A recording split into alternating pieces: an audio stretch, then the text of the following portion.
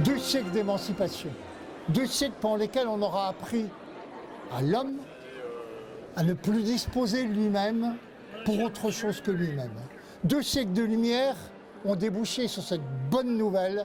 L'humanité a enfin acquis les moyens techniques d'un suicide collectif.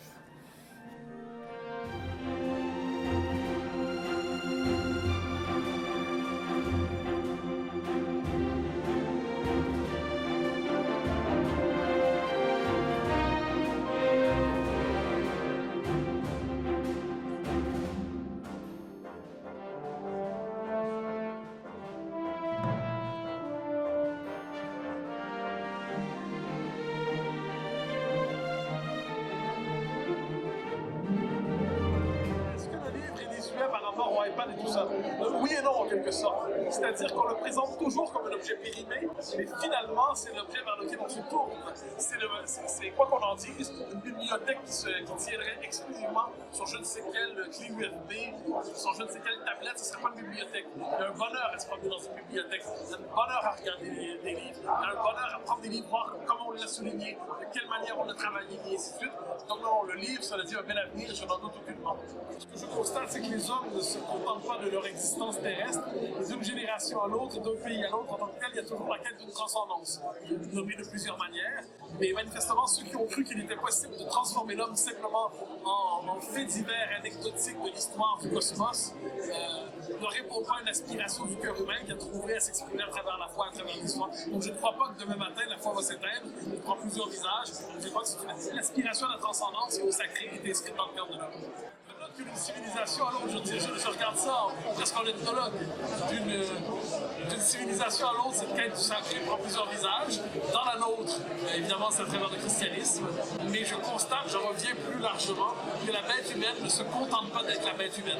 Et de ce point de vue, la quête du sacré, la quête de la transcendance est une constante de l'histoire humaine. Et de ce point de vue, ça ne va pas se terminer demain.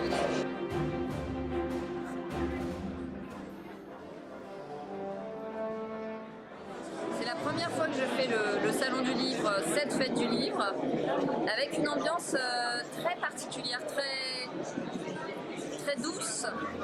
J'adore faire des salons, évidemment, parce qu'on peut parler avec les lecteurs. En général, les lecteurs nous connaissent, mais nous, on ne les connaît pas. Et ici, il y a quelque chose de très doux dans le contact avec les gens. L'échange est très fluide, très simple. C'est très joyeux. Il y a plein d'enfants. Moi, j'adore voir des bébés se balader. Donc voilà, c'est un régal. Offrir des livres, c'est aussi offrir de la joie parce qu'on est dans une époque où on ne touche plus rien avec les écrans. Et moi, j'ai un attachement particulier à l'objet livre. Je n'ai aucune difficulté à donner des vêtements, de la vaisselle ou différents objets, mais j'ai beaucoup de mal à donner mes livres, à me débarrasser de mes livres, parce que les livres ont quelque chose de très rassurant, parce qu'on les touche, parce qu'on les feuillette, parce qu'on les surligne. Et relire un livre à différentes époques de notre vie, avec une approche différente, c'est toujours une redécouverte. Donc c'est très agréable de voir tous ces gens qui viennent acheter des livres pour Noël. En fait, le livre est un objet qui reste. Donc à partir du moment où il reste, il peut être transmis de génération en génération.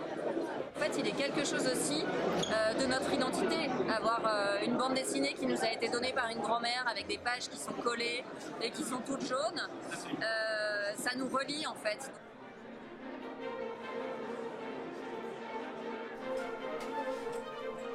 Ça doit faire une vingtaine d'années que je viens presque chaque année. Il y a toujours un public nombreux, fidèle, des gens qui lisent, qui s'intéressent au contenu des livres. C'est pas simplement vu à la télé, voilà, c'est des gens qui cherchent des livres de fond. En même temps, il y a une fête, c'est très amical, c'est très convivial. Voilà. Il y a un peu une communion d'idées entre les gens, avec sûrement des diversités de différentes familles d'esprit, hein, qui se retrouvent sur l'essentiel, c'est-à-dire l'amour de la foi chrétienne et l'amour de la France, voilà, et l'amour de notre vieille civilisation chrétienne, européenne. Voilà. Donc on se sent, c'est chaleureux. Et en cette période d'hiver et en cette période avant Noël où on a besoin de chaleur, eh bien cette ambiance de fête et d'amitié est très précieuse. Et moi, tous les ans, j'y viens et je rencontre beaucoup de lecteurs, je vends beaucoup de livres. Donc moi, je suis très heureux de venir chaque année. Non, le livre n'est pas vraiment un objet désuet. Le livre garde son prestige en soi, comme c'est un cadeau. C'est un objet qu'on conserve chez soi. un objet de transmission de la culture. Et donc on s'aperçoit qu'il y a quand même un noyau irrépressible de lecteurs qui restera toujours. Et ça me donne confiance et ça me donne envie de continuer à publier des livres. Je ne partage pas du tout le discours catastrophiste et décliniste comme quoi la France serait fichue, que la foi chrétienne serait fichue. La France, c'est 2000 ans de chrétienté, c'est un pays qui a donné des centaines de saints à l'Église. Bien entendu qu'aujourd'hui on est en période de, je dirais, un petit peu de basse eau, de basse intensité sur le plan spirituel. Ça n'empêche que l'Église a les promesses de l'éternité, hein, c'est le Seigneur qui l'a dit. Donc un jour, la foi chrétienne reviendra en France et on a aujourd'hui des éléments de renouveau de la foi qui sont très visibles quand on regarde le pèlerinage de Chartres qui devient une grande manifestation de la jeunesse catholique en France. C'est quelque chose qu'on n'aurait pas cru il y a 30 ans. Voilà. Donc il y a des signes de renouveau, il faut surtout les guetter. Ces signes. Voilà.